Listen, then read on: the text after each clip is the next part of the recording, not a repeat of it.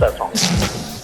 Mike's Daily Podcast. Episode 1133. 1133. Hello, it's Mike Matthews broadcasting from Cafe Anyway, located somewhere in Podcastro Valley, Mont. Today it's Chely Shoehart, Floyd the Floorman, John Deere the Engineer, plus the return of the much-loved news segment called News Random. And I do have that story somewhere, don't I? Yes. I have faith I do. Mike's Daily Podcast. It's in this bag. Boy, what a weekend. It's so much things that Mike's Daily Podcast. I ended up going down to a place called Santa Cruz, and that's a place where you go to lose your blues, riding rides and walking along in the beach, at the water, and then you reach for that wonderful thing that they sell at Santa Cruz Beach Boardwalk. It's called a Mike's Daily Podcast. Ice cream sandwich popsicle covered in chocolate with nuts.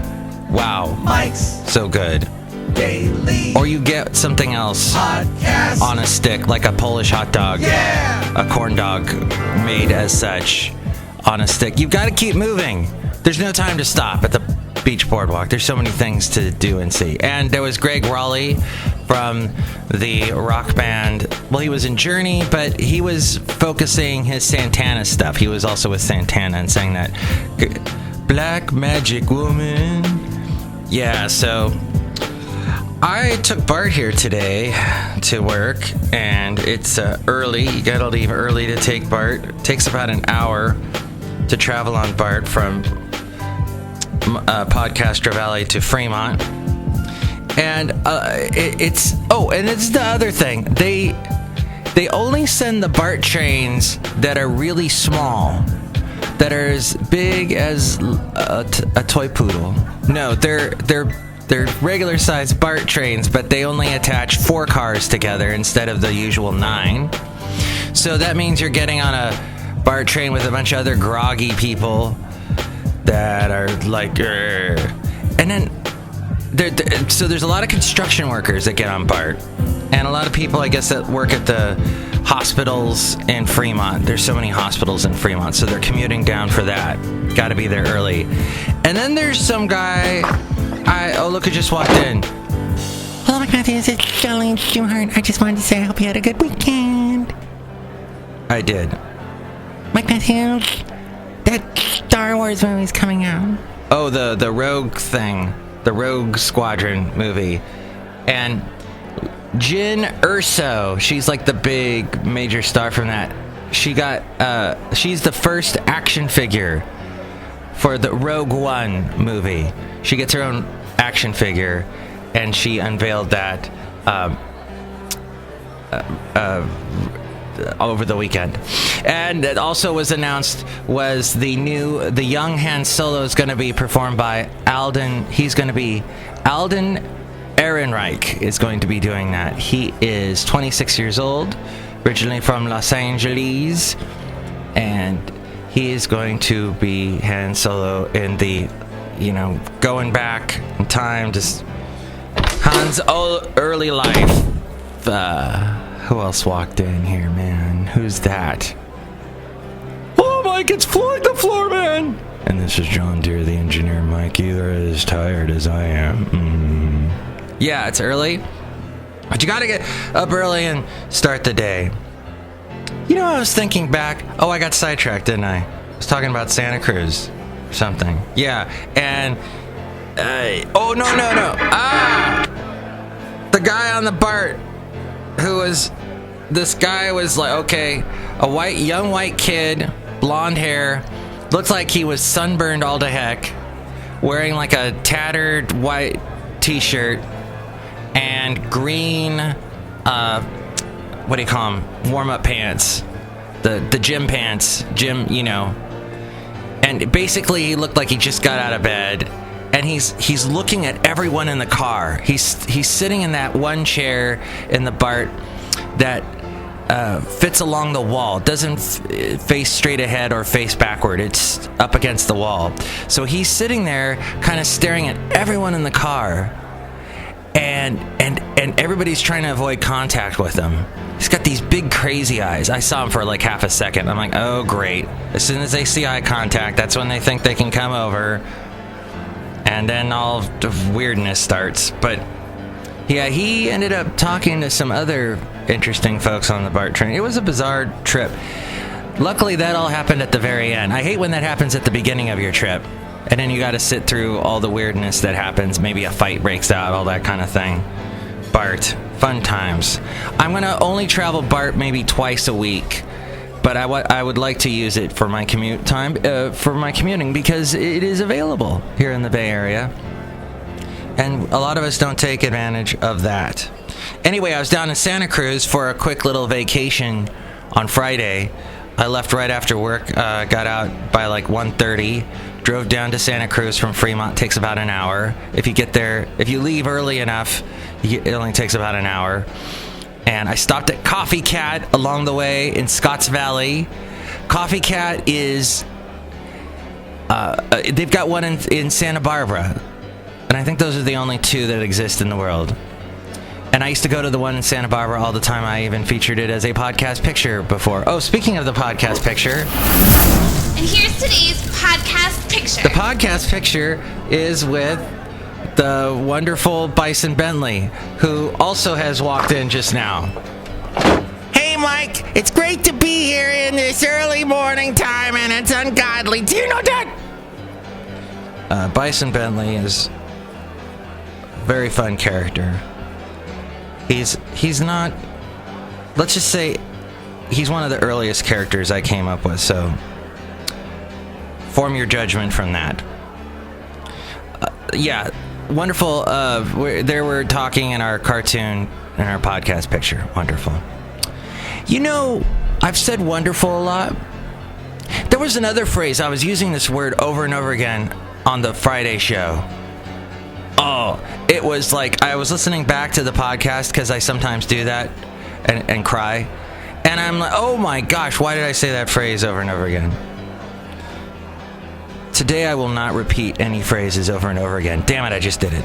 But Santa Cruz, wonderful place to go. And Coffee Cat, they made me a peanut butter mocha blended with their own whipped cream on top that they make.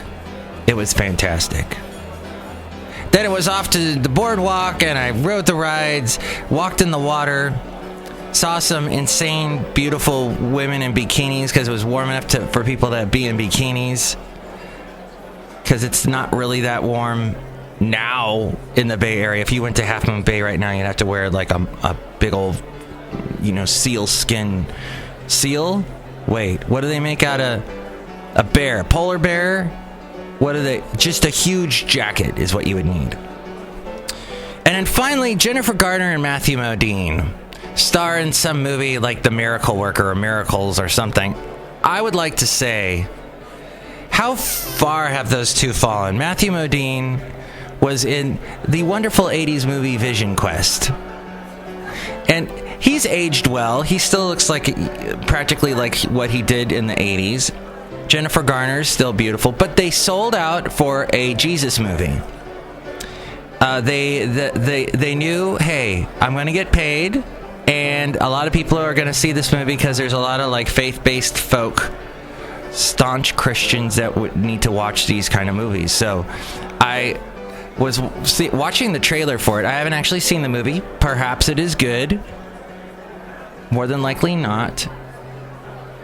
And I was like, well, this is how far they've fallen. And Jennifer Garner's also sold out to the whole Capital One. She's doing those commercials. What the heck, Jennifer Garner? And Ben Affleck and her are no longer. But who am I to judge? We've all had to sell out in some ways. It's all cataloged in the wonderful song by Richard Marx, It Don't Mean Nothing, the words that they say. Listen to that song now. Pause and listen to it. No, don't do that. All right, so let's get to the segment called News Random. All the fun past podcasts and podcast pictures and all kinds of interviews I've done, all there at mikesdailypodcast.com. You can help out the show by clicking on that Amazon link, buying whatever it is you're going to buy. I work with this guy named Dalton. He's doing his own sports podcast, and now he's setting it all up at home.